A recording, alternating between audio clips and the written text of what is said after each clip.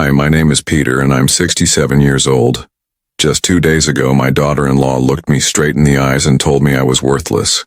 She had just inherited $30 million, and with that sudden wealth came arrogance I'd never seen before. She threw me out of my own home like I was nothing but trash, but here's the twist: only 48 hours later she was at my door, begging me for help. Before I tell you how her arrogance crumbled so quickly, I want to ask you something. What would you do if someone you trusted completely betrayed you the moment they tasted money? Let me know in the comments, and also tell me which city and country you're watching from, so I can thank you personally. And don't forget to like, subscribe, and hit the bell for more true stories like this. My life hasn't been extraordinary by most standards. I was never rich, never famous, never the kind of man who made headlines. But I worked hard, raised a family, and believed that loyalty and love were worth more than gold. My son Daniel was my pride. I raised him after my wife passed away when he was only 14. Those years weren't easy, working 2 jobs, cooking meals, attending parent-teacher meetings alone. But I did it all because Daniel was my world. When he grew up, went to college, and later got married, I thought my sacrifices had finally paid off. I'd given him a foundation to build on, and when he introduced me to the woman who would become his wife, I welcomed her with open arms. Her name was Vanessa. At first, Vanessa seemed perfect. Bright smile, polished manners, the kind of woman who could light up a room. But behind that charm, I noticed small cracks. The way she wrinkled her nose at my old clothes. The way she corrected Daniel when he offered to help me. The way she laughed a little too loudly when I spoke about simple things like gardening or fishing, as if my hobbies were beneath her. I ignored it. After all, she was family now, and family is supposed to mean forgiveness. Life went on. We lived in the same house for a while, me, Daniel, and Vanessa, after I retired. I thought it was practical. I could be around my son, share dinners, and help with the little ones when they eventually came along. But soon it became clear that Vanessa didn't see it that way. She would drop comments at the dinner table. "Peter, don't you think it's time you moved into a retirement community? You'd have friends your own age there." Or, "Dad, you've worked hard all your life. You should relax somewhere smaller. Let us handle the big house." Her words were polite on the surface, but the meaning underneath was sharp as a blade. I didn't belong anymore. Daniel always stayed quiet when these comments came. He never defended me, never challenged her, and that silence cut deeper than her words. Then came the day everything changed. Vanessa's uncle, a wealthy businessman, passed away, and to everyone's shock, he left her an inheritance of $30 million. The house filled with whispers and excitement, calls from bankers, lawyers, and advisors. Vanessa's eyes glittered, like she had won the lottery of life. And with that sudden wealth, her mask dropped completely. Where once she had pretended to tolerate me, now she didn't bother. She looked at me differently, like I was clutter, an inconvenience, something that didn't fit in her perfect new life. And then she made her move. It happened 3 nights after Vanessa's inheritance cleared into her account.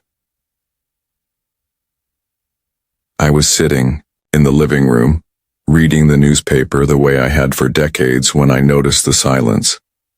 No chatter, no clinking of dishes from the kitchen, no television, just silence. Then I heard it, the unmistakable sound of high heels on the wooden floor. Vanessa entered, her expression colder than winter. Daniel trailed behind her, his eyes downcast like a schoolboy caught doing something wrong. "Peter," she said, using my first name, not Dad, not even father-in-law, just Peter. Her tone was sharp, dismissive, as if I were one of her employees. "Yes?" I folded the paper, already sensing what was coming. She crossed her arms. "We need to have a serious conversation." Daniel shifted uncomfortably, But he didn't speak. "What is it?" I asked. Vanessa took a breath, then delivered the blow. "You can't stay here anymore." For a moment I thought I misheard. My heart stumbled in my chest. "What did you say?" "You heard me," she snapped. "You've been living in this house long enough. Now that Daniel and I have our own future secured, it's time for you to move on. Find someplace else. A retirement home, maybe. Or wherever you want. But not here."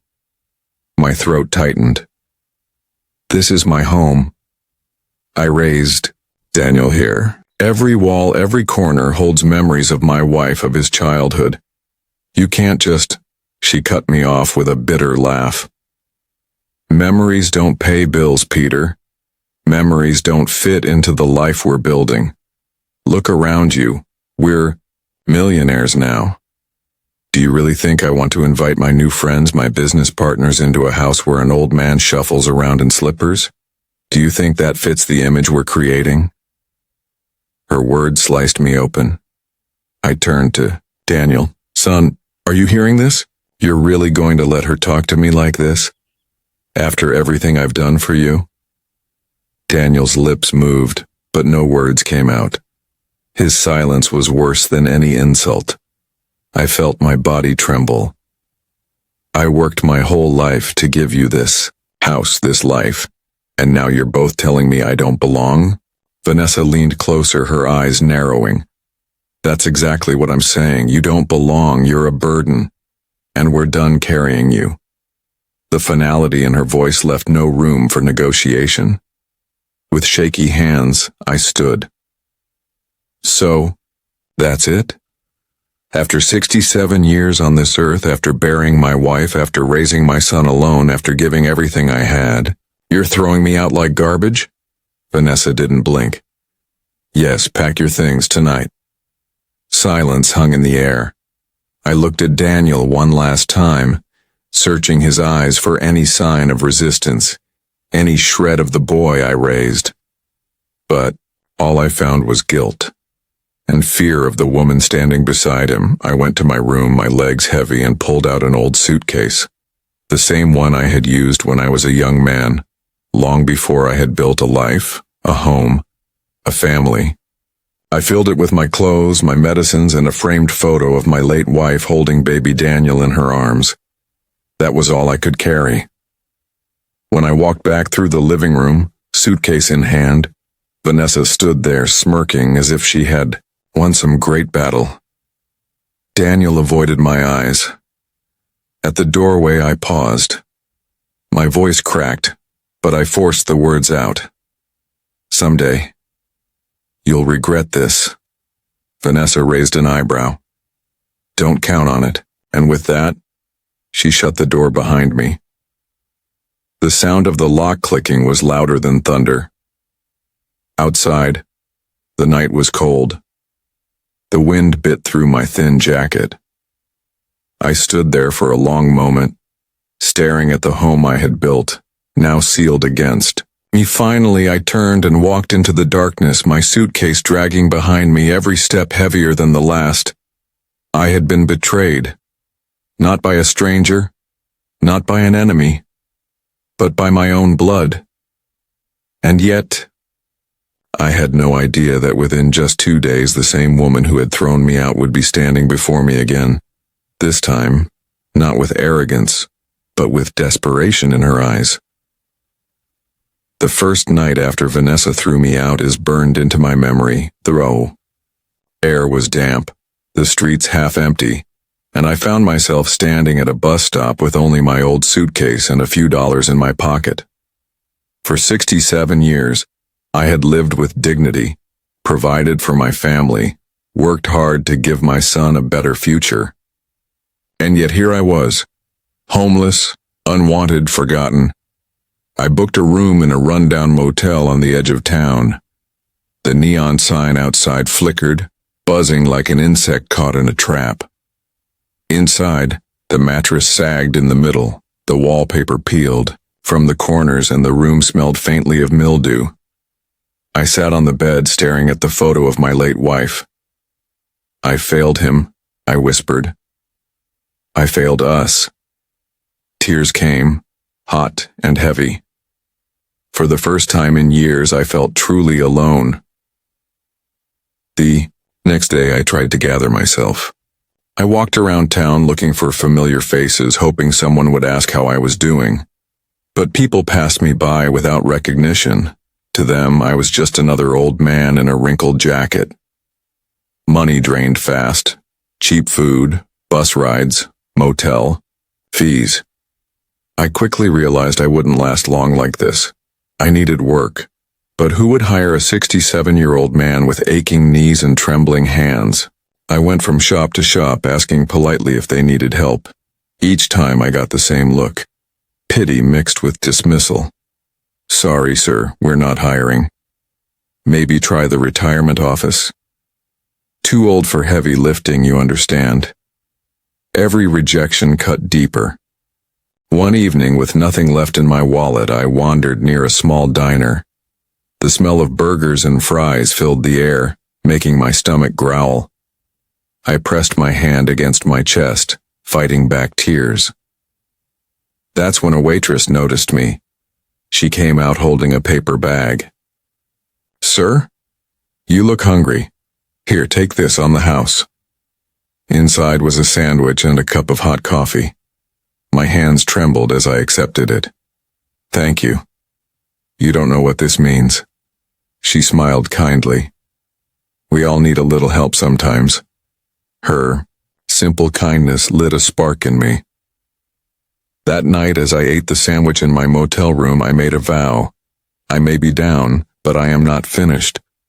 I will rise again. Little did I know the opportunity would come far sooner than I expected, and it would shake Vanessa's world to its core. 2 days after I was thrown out, I received an unexpected call. It was from Mr. Harris, an old friend of mine who also happened to be a lawyer. He sounded excited. Peter, I need to see you immediately. It's about Vanessa's inheritance. Curiosity and suspicion battled inside me. Why would he call me about her money? Still, I agreed to meet him. At his office, he spread several documents across the table. You're not going to believe this, he said, tapping the papers. Vanessa may have received $30 million, but she doesn't actually have access to it. Not without your approval. I blinked. What do you mean? He explained. Vanessa's late uncle had admired me deeply. Years ago, when he saw how I raised Daniel after my wife's passing, he secretly added a condition to his will. The inheritance would be released to Vanessa only if I signed as a witness and guarantor, a safeguard to ensure she wouldn't misuse the money. I sat back, stunned. All this time she thought the fortune was hers freely, but in truth she couldn't touch a cent without me. Mr. Harris leaned forward. Peter, right now she doesn't know this detail. But soon, she will. And when she does, she'll come running. I felt a strange mix of emotions, anger at her cruelty, satisfaction at this twist of fate, and a burning desire to see justice served. And just as he predicted, the knock came the very next morning. When I opened the motel door, there stood Vanessa. Gone was the smug arrogance, the superior smirk. Her eyes were wide, her voice desperate. Peter, I need to talk to you. I crossed my arms. About what? She bit her lip. The money. The bank says I can't access it without your signature. Please, please help me. Her tone was dripping with desperation. For the first time, she was the one begging me. Let the silence stretch, enjoying the reversal. Finally, I said, Funny, just 2 days ago you told me I was useless, that I was a burden. Do you remember? She swallowed hard. I was upset. I didn't mean it. You know how stress can make people say things. Please, Peter, we need this money. We? I raised an eyebrow. No, Vanessa. You need this money. I've survived without millions my whole life. And 2 days ago, you made it very clear I wasn't part of your we. She trembled, hands clasped. Please, I'll do anything, just sign the papers. I looked at her coldly. Anything? That's what you said before throwing me out of my own home. And now you expect me to save you? Her eyes darted to the floor. For the first time since I'd known her, Vanessa looked small, weak, defeated. I closed the door slowly, leaving her outside in the hallway. Her muffled voice called after me, pleading, but I ignored it. Inside, I sat down, breathing heavily. Justice had finally turned the tables, and this was only the beginning. The following day, I received another knock at the motel door. This time it wasn't just Vanessa, it was Daniel too. He looked ashamed, his shoulders slumped, his eyes avoiding mine. Vanessa, on the other hand, was frantic, her hair messy, her face pale. Clearly she hadn't slept. Peter, she said, her voice cracking. Please. The bank won't release the funds without you. We're desperate. Everyone is waiting. Lawyers, investors, even the press. If you don't sign, we lose everything. I studied her carefully. 2 days ago, she had looked at me like I was beneath her. Now she was trembling, her voice quivering, her carefully constructed world crumbling around her. Daniel finally spoke. Dad, I should have stopped her. I should have defended you. I was weak, and I'm sorry. For a moment I saw the boy I raised, the one who used to hold my hand when he was scared, the one who cried at his mother's funeral, the one I thought I had lost forever. But then I remembered the silence in his eyes as Vanessa kicked me out, stood tall. So now you come to me when your millions are locked away? Now I suddenly matter? Vanessa stepped forward, tears spilling down her cheeks. I was wrong, okay? I was stupid, arrogant, greedy. But I can't lose this money. Please, Peter, I need you. I'll give you anything you want. Her desperation filled the room like smoke. I took a slow breath. Anything? Then listen carefully. I let my words hang in the air, heavy with authority. You will apologize for what you did. Not just here, but in front of everyone. You will admit that you threw me out, that you treated me like trash. And you, Daniel, will stand by my side while she does it. Daniel swallowed hard, but nodded. Vanessa's lips trembled. Publicly, I can't. You can, I interrupted firmly. And you will. Or else that money will remain locked forever. She froze, her pride battling her fear. Finally, she crumbled, her knees hitting the floor. I'm sorry, Peter, I was wrong. Please forgive me, please help us.